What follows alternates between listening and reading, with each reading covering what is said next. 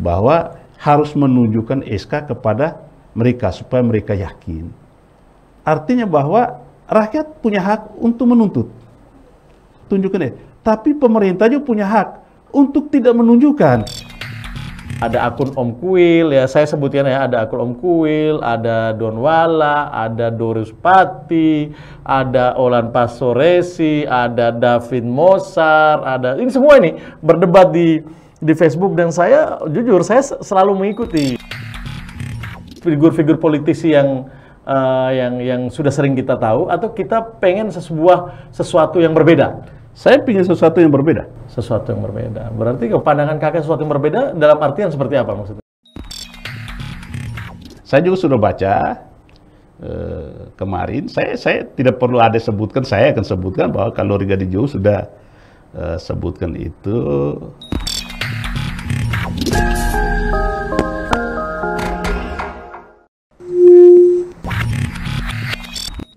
Halo Sobat Milenial, bersama saya Muhammad Subriyadin Porakem, SPR di Millennial Spirit Channel, di podcast Positive Room. Kali ini saya lebih spesifik lagi berbicara tentang bagaimana sih peta politik di Kabupaten Ende, terkait juga dengan isu-isu yang terjadi di Kabupaten Ende. Saya ingin menghadirkan sosok yang mungkin beberapa hari ini di dinding dunia maya, di blog pribadi saya, di Facebook dan juga Insta, selalu ada komentar-komentar yang terjadi dari beliau dan juga dari teman-teman yang sering berkomentar di Facebook terkait isu politik di Kabupaten Ende. Saya malam ini mengundang anggota DPRD Kabupaten Ende periode 2009-2014, Kak Sudrasman, yang kita biasa kenal dengan Abang Jim Kelly, dan saya langsung sapa saja beliau untuk bisa ngobrol-ngobrol dengan saya di sesi kita kali ini. Kakak, apa kabar? Alhamdulillah baik sekali adik. Baik, saya sehat ya? Alhamdulillah sehat. Sampai saat ini masih sehat. Masih sehat ya? Siap bertempur di 2024? Insya Allah pasti siap. Politisi itu harus jadi fighter. Siap. Nah ini kakak, saya mengundang kakak ke sini bukan karena saya dengan kakak berkeluarga dan dekat dan sama-sama dari Motopaga, bukan, tetapi saya mengundang kakak karena kakak sebagai seorang politisi yang sudah malang melintang di Kabupaten Ende dan juga pernah duduk sebagai anggota DPRD periode 2009-2014, dan ngobrol-ngobrol kita malam ini atau sesi ini tidak jauh dari bagaimana sih kemasan politik Kabupaten Ende akhir-akhir ini, terkait juga mungkin isu dari yang sering kita lihat dan sering kita perbincangkan di media maya tadi ya, media sosial, terkait Wakil Bupati. Saya lihat kakak sering membagikan isu-isu di Facebook terkait dengan keabsahan Wakil Bupati. Itu bagaimana Kak, kalau seandainya saya boleh tahu? Jadi begini, sebelumnya saya sapa dulu. Siap. Dan ucapan terima kasih kepada adik saya Yadin. Siap. Saya berterima kasih karena malam ini saya dihadirkan di Positive Room, dan saya yakin bahwa tempat ini adalah tempat untuk orang-orang yang berpikiran positif dalam rangka membangun pribadi maupun membangun Kabupaten Ende. Siap. Menyangkut dengan apa yang disampaikan tadi, isu-isu tentang sekarang memang lagi tren itu mempertanyakan keabsahan daripada wakil bupati kita. Jadi saya mau katakan bahwa menurut saya, dan apa yang saya pernah pelajari, apa saya pernah bertanya-tanya kepada orang yang lebih tahu dari saya, itu sah secara ininya, karena prosesnya itu sudah dimulai dari awal, dari partai pengusungnya, terus ke DPR melalui bupati, terus di panitia pemilihan di DPR-nya, terus diusulkan sampai ke Mendagri dan sampai dilantik oleh gubernur, dan itu menurut saya sah. Artinya begini, yang dipersoalkan selama ini, yang lebih sering dipersoalkan adalah menyangkut daripada dukungan partai politik berupa surat keputusan. Nah, kalau berbicara dari sisi itu, maka kita harus kembali kepada internal partai. Karena apa? Dukungan partai itu ada mekanisme partai yang kita tidak bisa intervensi dari jauh, apapun itu.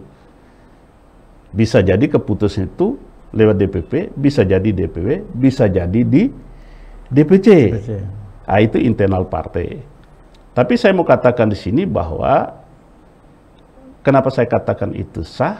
Karena ya undang-undangnya katakan jelas juga di 176 ayat 2,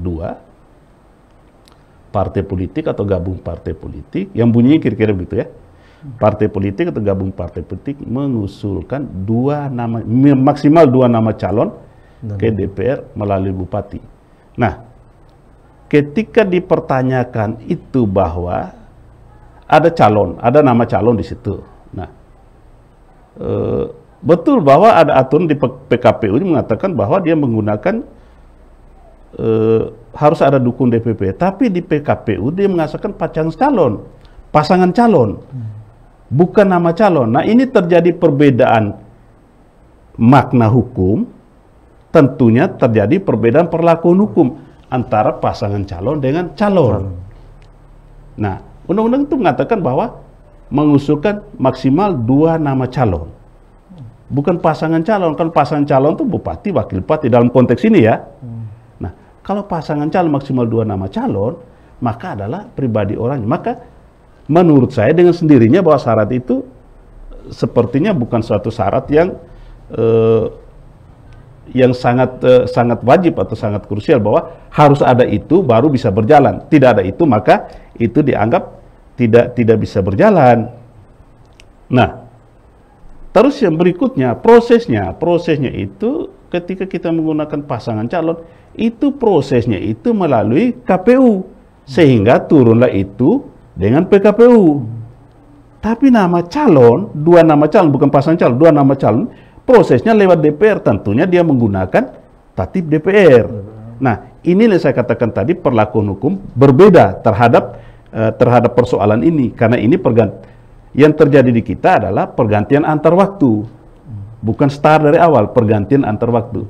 Terus yang berikutnya bahwa menjadi aneh ketika bahwa tidak ada surat dukung dari partai, terus ini menjadi persoalan. Menjadi pertanyaan kita adalah, di undang-undang katakan partai politik atau gabungan partai politik.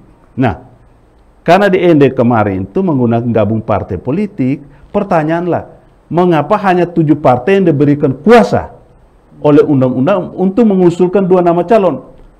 Mengapa tidak semua partai yang punya perwakilan DPR punya hak yang sama untuk mengusulkan nama calon? Nah, ini yang harus diluruskan dulu ini. Mengapa hanya 7, bukan semuanya? Nah, tentunya 7 ini punya historis. Mengapa mereka diberikan kuasa oleh 176 ayat 2 untuk mengusulkan 2 nama calon? Hanya 7 partai. Historisnya adalah kesepakatan mereka kali lalu ketika melakukan proses pilkada pada 2018. Historis ini dibawa sampai saat ini. Sehingga kalau substansi persoalan adalah bahwa harus ada SK, maka hal-hal ini yang harus diluruskan dulu hal-hal ini. Nah, agak kelirunya kemarin kita juga, saya harus katakan ini jujur, agak kelirunya bahwa apa yang dilakukan oleh Panmil tidak diekspos secara keluar, tidak diekspos, sehingga hari ini wajar kalau publik bertanya-tanya. Terus selanjutnya mengenai proses SK itu ada, diterbitkan, ditarik lagi iya, tapi belum dibatalkan. Karena sebuah surat keputusan itu yang bisa membatalkan kecuali yang membuat keputusan. Dalam hal ini Menteri Dalam Negeri. Atau cara satunya adalah ketika merasa tidak puas mengajukan gugatan ke PT UN. Keputusan PT UN itulah yang bisa membatalkan surat keputusan tersebut. Dan selama ini kita belum pernah mendengar bahwa terjadi pembatalan terhadap surat penarikan, ya, tapi bukan pembatalan. Karena pembatalan harusnya ada SK baru yang terbitkan. Yang berikutnya bahwa publik bertanya-tanya, baik publik di daerah maupun publik di pusat, yang mengatasnamakan, orang sini mengatasnamakan masyarakat dan segala macam. Tapi sampai saat ini dari Kemendagri belum memberikan jawaban. Ini yang jadi persoalan.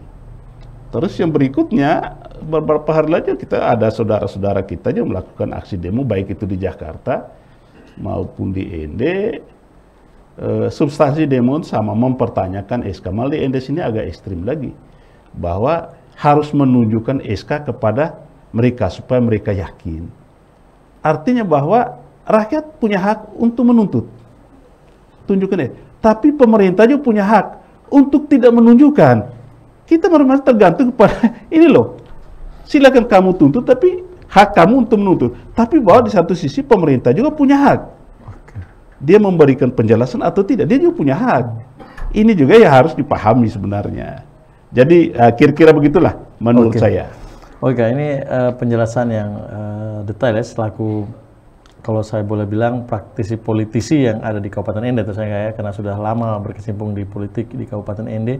Nah, jangan sampai mungkin ada isu-isu kayaknya kalau Kakak Jim ini berarti lebih dekat dengan Pak Erik Rede kayaknya. Ini kayaknya ada isu seperti itu kayaknya. Jadi kan kesini emang sangat dekat dengan Pak Erik Rede, sehingga mungkin isu yang selalu muncul pasti ya matanya akan selalu berat ke sebelah gitu, tidak lebih ke balance. Seharusnya kan kita kalau pelaku politik ya lebih balance sedikit lah, mungkin ada yang terkait sesuatu. Tapi ya bagaimana kan dekat dengan Pak Erik Rede mungkin? Ya, kalau bicara kedekatan ya dekat tentu dalam banyak hal. Tapi kan kita bicara normatif daripada artinya yang saya bicarakan dari tadi itu adalah normatif daripada sebuah aturan. Kalau persoalan dekat, ya saya dekat dengan dia. Tapi bukan berarti bahwa ketika saya berbicara ini, terus saya membela dia. Nah, inilah kadang-kadang masyarakat kita itu lebih kepada pikiran ke sana. Oh, ketika kita bicara ini, oh ini pro ke sini. Tentu ini orangnya sini, ini tidak pro ke sini. Bukan dalam konteks itu. Jangan sampai mungkin ada pandangan dari teman-teman yang pro sebelah. Jangan sampai mereka ini dapat sesuatu lah dari Pak Erik. Kalau dapat sesuatu sih ya pasti artinya begini. Kalau dapat sesuatu, saya pikir bukan saya yang dapat, masyarakat Kabupaten Ende yang dapat. Karena kita sudah mempunyai wakil bupati yang tugas utamanya adalah membantu bupati. Artinya bahwa 2 tahun ini bupati sendiri, terus sekarang ada wakil yang membantu kerja-kerja beliau untuk kabupaten ini. Saya pikir itu semua kita mendapatkan berkahnya. Berkahnya artinya mereka insya Allah bisa bersama-sama sejalan untuk membangun kabupaten ini. Itulah yang kita dapatkan. Kalau secara pribadi, ya tentu kita bicara secara pribadi, bukan dalam konteks jabatan dia sebagai wakil bupati. Tentunya ya mendapatkan rasa syukur karena orang yang saya kenal, yang dalam tanda petik dia dekat dengan saya, bisa menjadi wakil bupati. Dari seorang anak petani yang biasa-biasa saja bisa menjadi wakil bupati. Artinya itu saya mendapatkan sebuah kebanggaan. Siap. Ini Kak, ada lagi ke sini. Karena saya melihat Kakak sering berdebat di dunia maya. Lebih sering mungkin yang saya lihat di Facebook. Sebenarnya memang dari awal, saya jujur, saya senang supaya ada balance informasi. Saya pengen yang teman-teman yang dari yang demo kemarin itu, dari abang-abang kita yang demo kemarin terkait mau minta SK, saya sudah mendekati dari pribadi, saya mendekati supaya bisa memberi informasi, karena ini kan publik juga perlu tahu asal menyampaikan pandangan di muka publik gitu kan, menyampaikan aspirasi di muka publik supaya ada informasi yang berimbang. Tapi saya sampai saat ini belum dapat kepastian kapan mereka bisa datang, karena memang di Facebook itu rame. Saya lihat Kakak itu sering berdebat, apalagi di sebelah itu ada akun Om Kuil, ya saya sebutkan ya, ada akun Om Kuil, ada Donwala, ada Doris Pati, ada Olan Pasoresi, ada David Mosar, ada ini semua ini berdebat di Facebook, dan saya jujur saya selalu mengikuti, walaupun saya tidak berkomen tapi saya selalu mengikuti. Dan ini gejolak sebenarnya yang terjadi sampai ada seperti itu pasti dari dunia maya ini sangat berpengaruh, karena seperti bola es itu kan kalau semakin dia bergulir terus dunia maya nanti akan dia semakin besar. Nah sebenarnya saya pengen ada yang memberi suatu gambaran yang berimbang gitu, tapi malam ini kakak sudah menyampaikan ke saya dan memang ya sudah jujur memang dekat sekali dengan Pak Erik. Jadi saya mau minta informasi yang lebih detail. Nah sekarang saya mau beralih ke isu yang berikutnya nih. Kemarin ada garda-garda itu. Saya berita juga sih kemarin terkait garda milenial, garda Nasdem sama garda perempuan itu yang langsung melakukan konferensi pers. Nah, ini kan langsung melakukan konferensi pers di aset pemerintah daerah, dalam hal ini rumah jabatan. Ya, rumah jabatan bupati yang sekarang sudah dialihfungsikan menjadi rumah jabatan wakil bupati. Itu menurut kakak pantas atau tidak? Atau bagaimana menurut seorang politisi? Saya mau dari awal dulu dari pertama tadi. Siap. Artinya ramainya di media sosial. Saya pikir itu satu hal yang positif. Kenapa? Marilah kita berdiskusi di dalam dunia. Kenapa? Dengan berdiskusi itu tentunya akan menambah wawasan kita. Khususnya ada mereka yang sering yang aktif di media sosial. Cuman sangat disayangkan ada beberapa adik-adik kita yang bahasanya kurang etis di dalam berdiskusi. Itu yang sangat disayangkan, dan saran saya kepada adik-adik mereka, ya marilah kita berdiskusi dengan santun, sesuai dengan apa yang sudah diwariskan oleh nenek moyang kita di Ende sini. Di sini tempat lahirnya rahimnya Pancasila dan segala filosofi itu mari kita gunakan untuk lebih santun berdiskusi.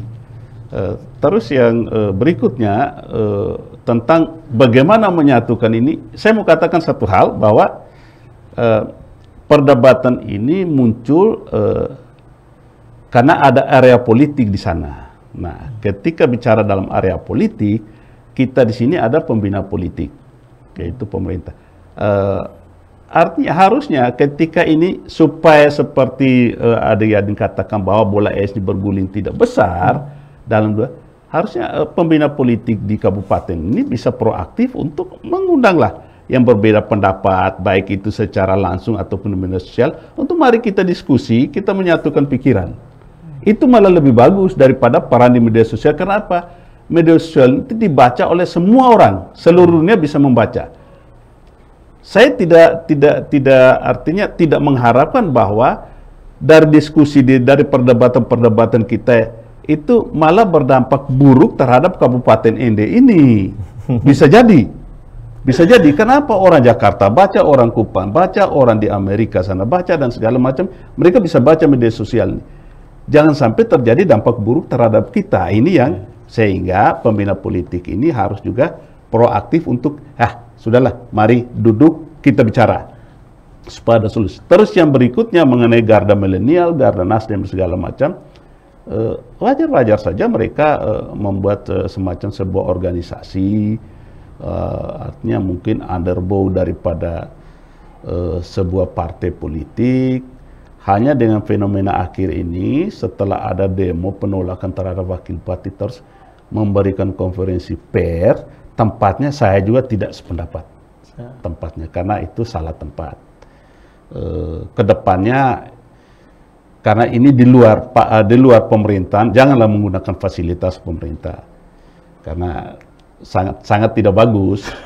Saya malah sepakat dengan saya sudah baca di media sosial saya berita online, dan juga saya sudah nonton juga yang dari Ade Yadin di Positif Room dengan Kabak Umum kapan hari itu, saya sepakat bahwa itu memang tidak boleh digunakan karena itu fasilitas pemerintah. Sehingga saya kepada garda milenial, garda Nasdem, ya kalau bisa ya minta maaflah kepada masyarakat bahwa sudah salah menggunakan tempat. Tidak rugi kok. Permintaan maaf kepada masyarakat bahwa ini sudah keliru menggunakan tempat, tidak rugi. Gitu.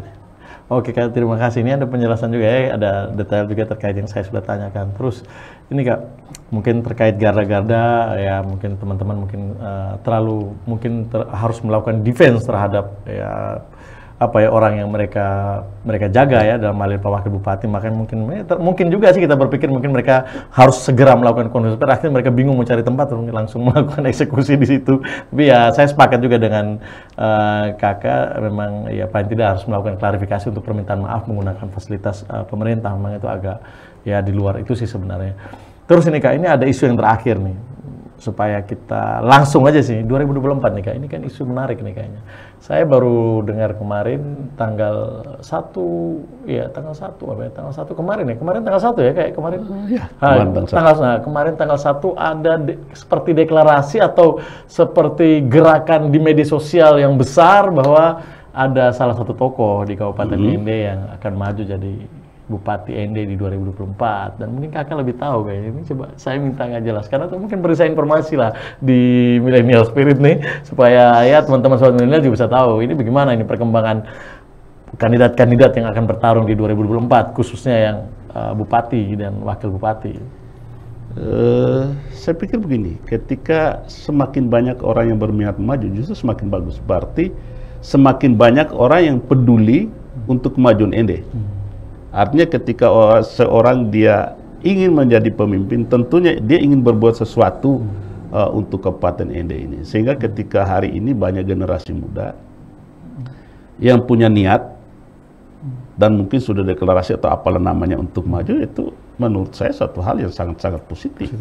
Artinya bahwa ia memikirkan Kabupaten Ende, semakin banyak orang pingin bahwa Ende ini maju. Itu satu hal yang luar biasa. Dan memang saya juga sudah baca kemarin, saya tidak perlu ada sebutkan, saya akan sebutkan bahwa kalau Riga Dijo sudah sebutkan itu, saya tadi sempat kontak, sempat WA beliau, saya tanyakan itu, terus jawaban Kalori adalah ini penjajakan pasar dulu, kalau pasarnya respon, maka beliau maju terus. Kalau pasarnya responnya tidak terlalu bagus, bahasa terakhirnya kalau responnya tidak terlalu bagus dari pasar, maka jauh dulu. Nah, itu yang tadi saya sempat ada Kalori, saya minta maaf Kalori, pembicaraan kita tadi saya buka ke publik. Tapi mungkin media ini juga kalau sempat saya akan cobalah berusaha, kalau beliau bersedia. Sangat menarik kalau saatnya saya juga butuh untuk beliau bisa ngobrol dengan saya, tapi nanti saya coba berkomunikasi dengan beliau. Tapi terkait emang 2024 ini kan fenomena yang bagus. Kadang ada pikiran-pikiran praktisi, politisi juga, dan juga teman-teman wartawan, teman-teman media, anak-anak muda yang ada di organisasi dan lain-lain. Berharap kita itu apa yang kita harapkan untuk seorang figur pemimpin Kabupaten Ende ke depan. Apakah kita masih apakah kita masih menginginkan dengan figur-figur tertentu, atau kita butuh sesuatu atau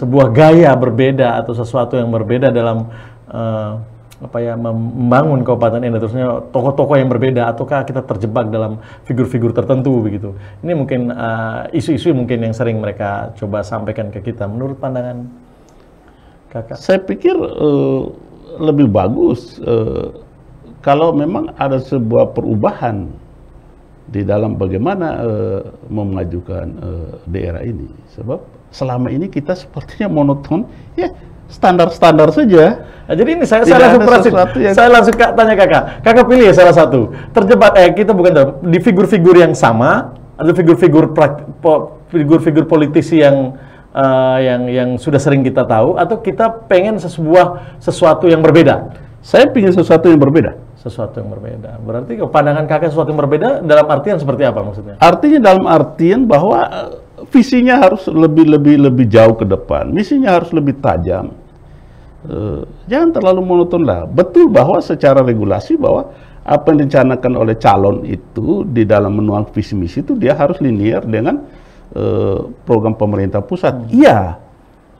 Tapi bahwa sesuatu inovasi baru yang spektakuler harus juga dilakukan.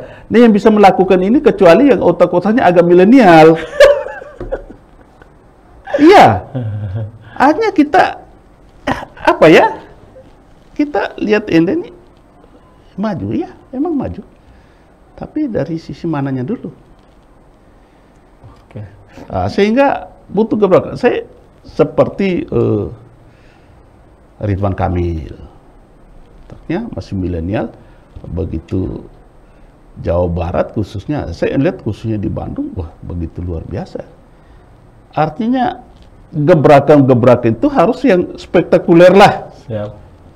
Karena kalau kita hanya ya begitu-begitu saja.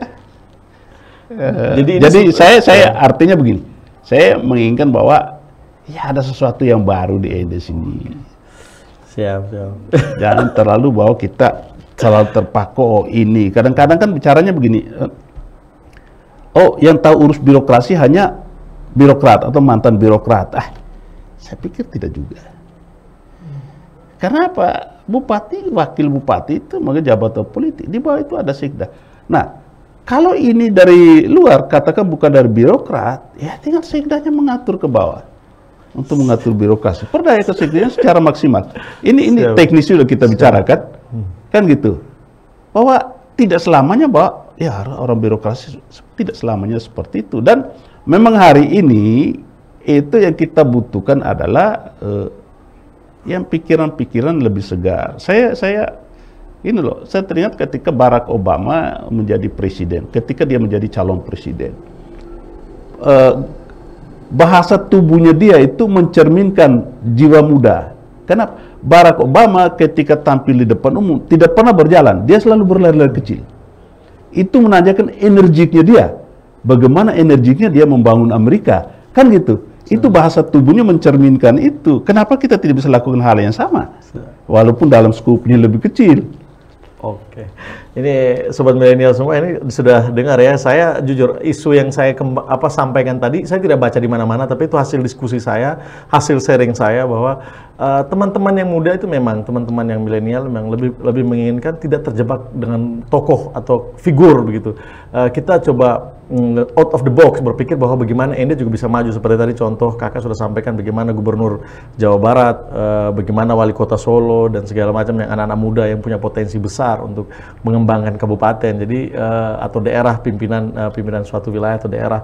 Dan harapan saya mungkin itu juga ke depan apa yang kita harapkan itu bisa menjadi kenyataan juga di Kabupaten Ende, dan juga tidak ada salahnya kalau kita juga berpikir untuk seperti itu maju ke depan.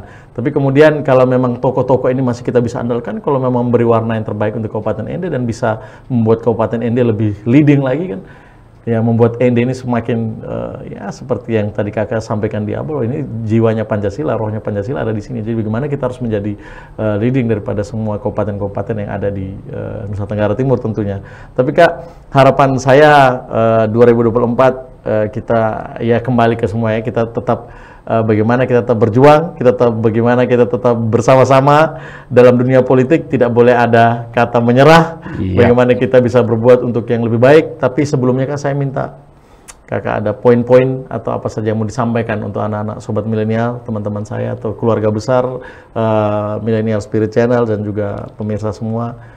Apa yang bisa kakak sampaikan selaku ya mungkin pengalaman politik kakak sejauh ini kan juga banyak ada di dalam, kadang di luar, dan berjuang terus. Ini kan ada sirkulasi yang memang harus kita ikuti, bagaimana perjuangan seorang politisi yang memang berjuang setelah 2009, 2024, 2014 menjadi anggota DPR. Mungkin saya minta sarannya untuk disampaikan kepada sobat milenial semua. Saya mau bicarakan satu hal saja, bahwa jangan takut berpolitik dan jangan takut menjadi terjun di politik praktis, artinya menjadi politisi.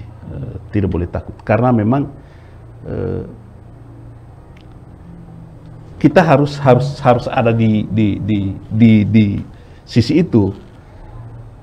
Supaya apa? Karena yang bisa merubah itu Indonesia ya, dengan hukum tata negara segala. Yang bisa merubah itu hanya dari politik. Kita mau maju atau tidak.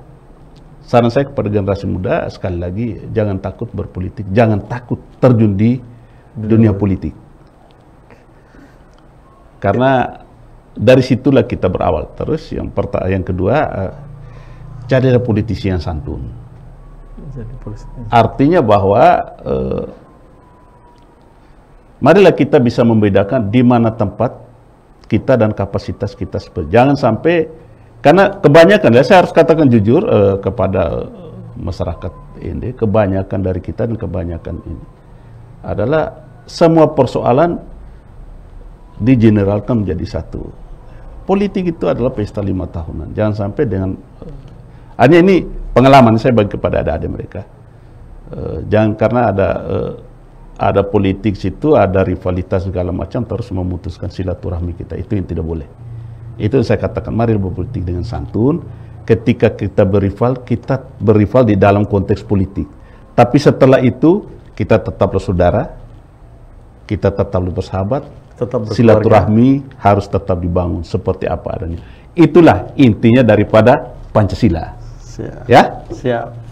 Oke, Sobat Milenial, kayaknya tadi closing statement dari Kakak Jim sudah jelas ya, bagaimana politik anak-anak muda, jangan takut berpolitik, terus jangan takut gagal, terus bagaimana kita bisa berjuang bersatu bahwa politik itu tidak akan menimbulkan perpecahan. Ini adalah pesta demokrasi yang 5 tahunan. Semoga kita anak-anak muda dapat tercerahkan dengan informasi-informasi seperti ini.